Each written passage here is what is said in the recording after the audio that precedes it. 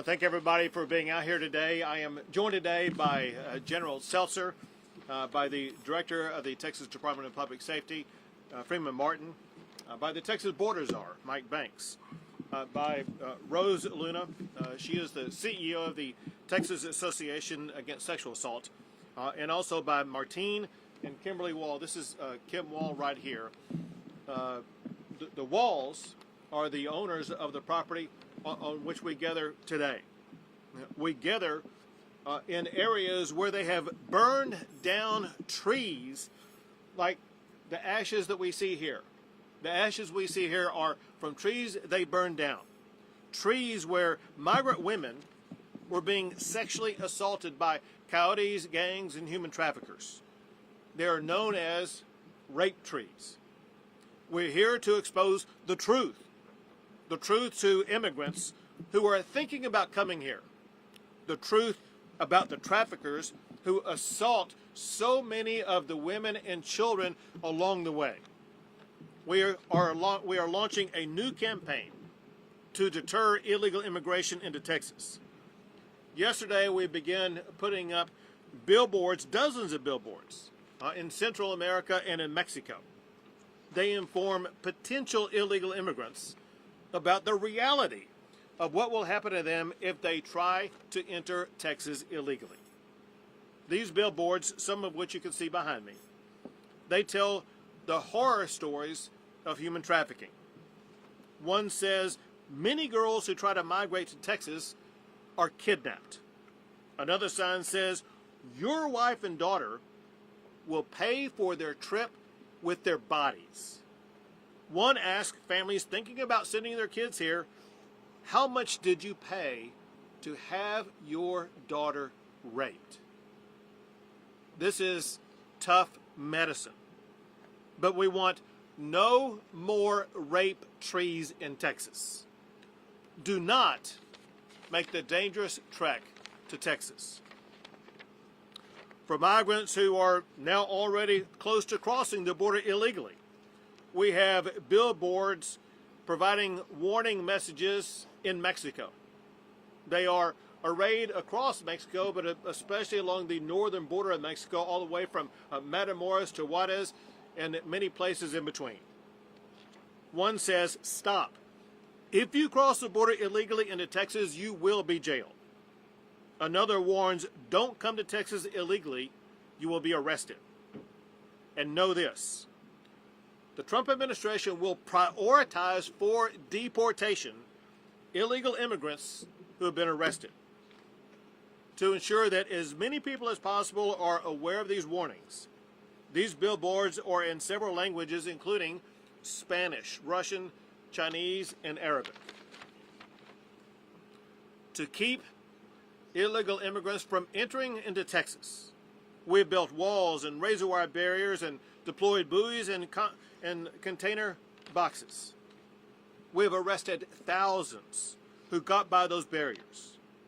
We will continue to aggressively arrest immigrants entering Texas illegally. We will work with the Trump administration to deport them.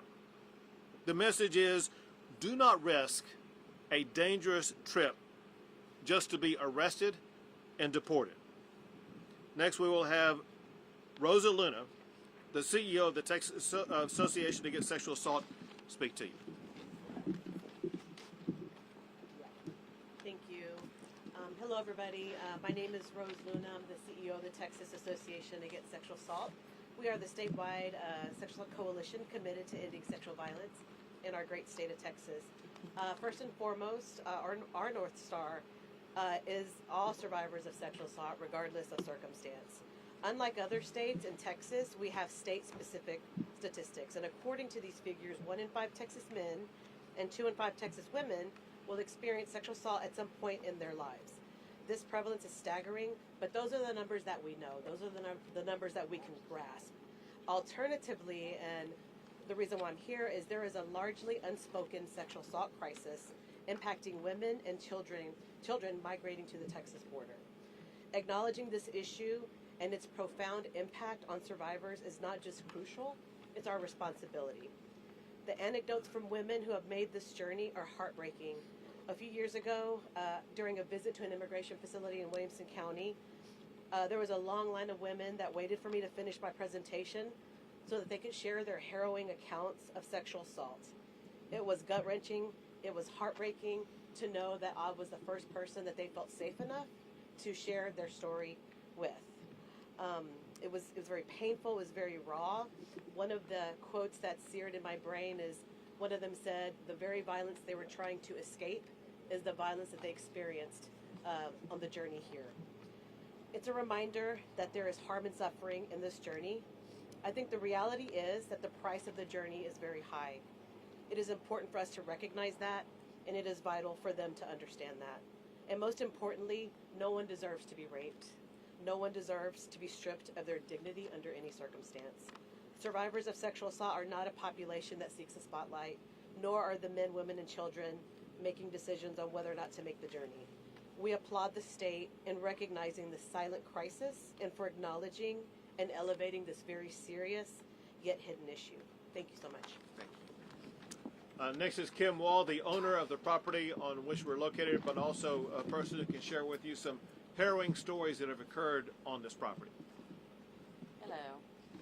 We've had several rape trees and lots of women that have been found beaten and raped in front of our house, left to die in drainage ditches, where it makes you terrified to go outside of your own house and enjoy your own property. I know that my husband had found 3 different rape trees and he burnt them down so we didn't have to see them. And I don't know if he found more because he quit telling me all the things he found because we were scared. And it's scary when you can't go on your own property and you're told if you do, you have to carry a gun to protect yourself because you don't know if you'll be attacked by one of the men hiding in the brush. There's been numerous children that have been found, different illegals, and we found 3 people that were found murdered this last year on our property, and it's just scary. And we all want a better life for everybody. Thank you. That little girl. The little girl. Oh, the one that they found in front of the house? Yeah. She was raped by 12 different men and beaten, left to die. And we were told that we found many, many other ones. The railroad police has, and Border Patrol had also. Thank you.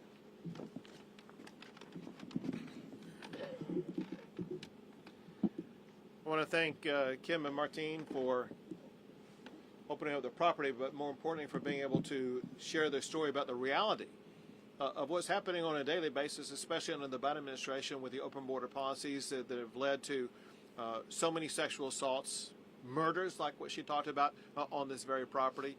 It's a deadly situation, a horrific situation for those who are victims of sexual assault, a horror that we fully expect to end beginning in about a month when President Trump takes office and shuts down the border and restores safety and normalcy to an immigration process.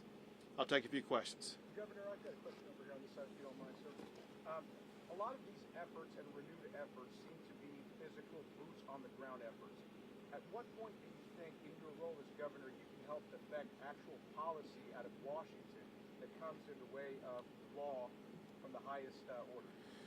So what Americans expect and what I want to ensure we deliver is making sure that we do accomplish one task first, and that is to stop illegal immigration into the United States, and my job is to stop it into the state of Texas. After we accomplish that goal, then we can move on to other goals, and it will be up to the Trump administration and those serving in Washington, D.C. to figure out a pathway forward. But I don't think any American has any appetite to make reforms in the system until we do 2 things. One is to stop the illegal immigration and show we're going to be able to continue stopping it so that the only immigration that occurs is legal immigration. Do you Governor, think said last month that preparations were underway, you were with Tom Homan, to have the necessary changes go into effect on day 1? Can you give specific examples of what changes are going to be made and what you're doing in preparing for that? Maybe the collaboration between the federal agencies and DPS and National Guard. We haven't had any specific examples of what will change? So obviously, I don't have the ability to share with you precisely what the Trump administration is talking about. I can give you some top-level things that Tom Homan, the border czar, has talked about, and that is deportations will begin on day one. And one preparation for that is they need more ICE agents. They need more Border Patrol agents, and they will be working to administer those, but also to unleash Border Patrol agents as well as ICE agents to do their jobs. Very importantly, over the past 4 years, ICE and Border Patrol agents have been hindered in doing their job. Part of that doing that job is using the ICE agents to locate those who need to be deported and deport them. So you can expect, and I expect, deportations to be occurring very early in this administration. Second, I'm not even done answering this question yet. Second, there will be a massive expansion of border barriers put up. One thing that President Trump wants to achieve, that Tom Homan wants to achieve, and we must achieve in Texas, and that is to maintain the resistance. Remember this. This is a point that I made to and about President Biden repeatedly. There were 3 laws that predated even George W. Bush.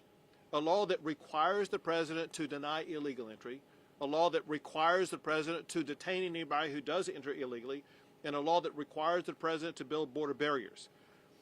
Bush and Obama and Trump did all 3 of those. Biden did none of those 3. What Trump will do, he now knows exactly how to execute these duties in office. And from day one, he will execute all 3 of those duties. Do you think that This guy, hold a second. This guy has had a question. I'll come back to you. Hold. Family separation is okay? The guy in blue, did you have a question? Same question. Say it again. Do you think the family separation is okay for the country? So I'll tell you what Tom Homan said. Tom Homan said, listen, there's no need for family separations because if there's a person in the family who is in the United States illegally, the Trump administration will deport them. And it's the family that gets to choose.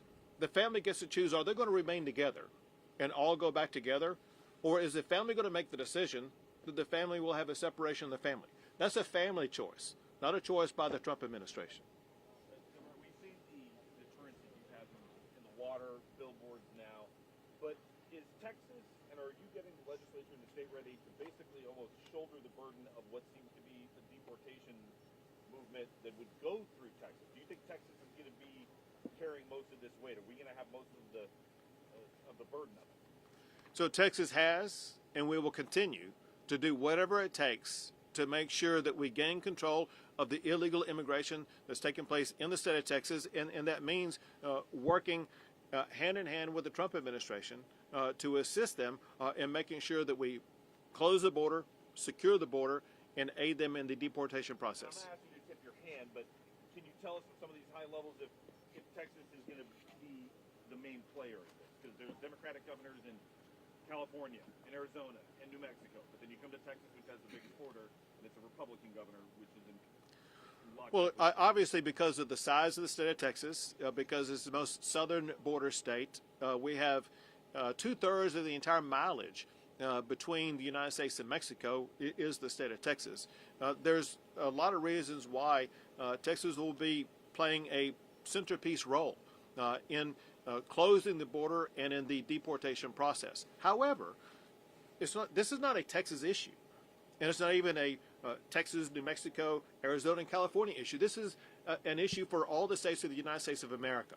And it's one of the reasons why Donald Trump was elected in the first place. So Donald Trump and Tom Homan and the entire Trump administration will be working in states all across the United States of America to make sure that if there are illegal immigrants being harbored anywhere, especially those who have committed a crime or pose a national security concern, those are the people that Tom Homan is going to go after first to make sure that we restore order and safety into our communities. What is this plan that you came today to announce? Is it just to display the ads between the border, or what's the new plan? The new plan is a deterrent to people who may be on their way to come across the border. Listen, there have been many stories and things that we're monitoring where in the last month before Donald Trump becomes the president, there are many people who may make a last gasp effort to try to cross the border. And our goal right now immediately is not only to discourage them from coming, but to help them understand the consequences when they come. The consequences are that the people coming here, they could be raped, they could be assaulted, they could be killed. But the consequences also are, if they do make it across, they will be arrested, they will be jailed, and they will be deported. It is senseless. It is futile for people to try to continue the trek to the United States of America, and especially to the state of Texas, and enter illegally, because you will face bad consequences along the way. And our goal is to stop people in their tracks where they are right now and have them stop making any further trek toward Texas or the United States of America. We have time for two more, guys. How much has this campaign cost the state, and do you think this is an effective use of funds when it comes to tackling the border? Sure. I don't have the exact number with me. I think it's roughly about $100,000. Could be a little bit more than that. And every tool and strategy that we find and locate are effective strategies. Know what I'm about to tell you. And that is there are a lot of organizations and people who are providing a contrary narrative to what we are saying today. There are the cartels, there are gangs, there are human traffickers, there's even maybe the government of Mexico, as well as non-governmental organizations that tell a completely different story and make it sound like it may be harmless going into the state of Texas. And we are trying to provide a pushback against that narrative and provide reality facts for immigrants thinking about coming here to save their lives, to save them from sexual assault, save them from being arrested, and let them know there are consequences if they take any further steps to come to the state of Texas. Last question. Governor, you mentioned border bollards expansion. Does Texas intend to continue building its border wall? And secondly, yesterday your land commissioner, Don Buckingham, offered Texas lands to store some of the bollards to the Trump administration. Have they responded and accepted, sir? Well, so what the Trump administration is doing, they want to figure out the most cost-effective and strategic way to go about all this process. What the Trump administration knows is that Texas stands ready to assist them in any way. They know that we have the capability of building the wall maybe faster and cheaper than what they're able to do. We'd be more than happy to build the wall, assuming the federal government pays for it.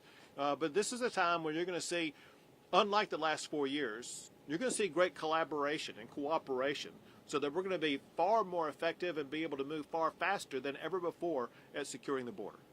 Great. Thanks, everyone. And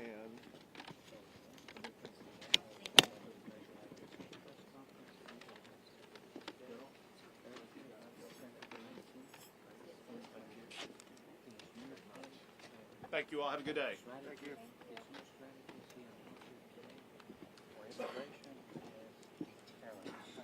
That is